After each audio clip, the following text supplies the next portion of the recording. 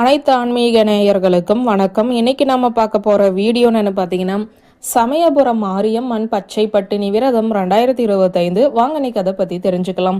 நாம் நன்றாக இருக்க வேண்டுமே என்றால் அந்த சமயபுரம் மாரியம்மனை நினைத்து நாம் தான் விரதம் இருக்க வேண்டும்.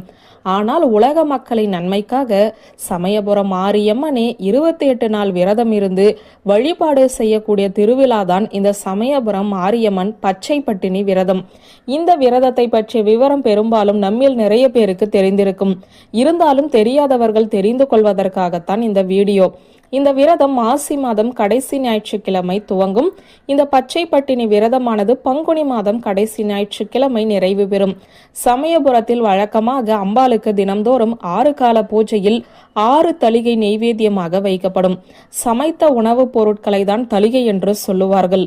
ஆனால் மார்ச் 9ஆம் தேதி முதல் ஏப்ரல் 5ஆம் தேதி வரை இந்த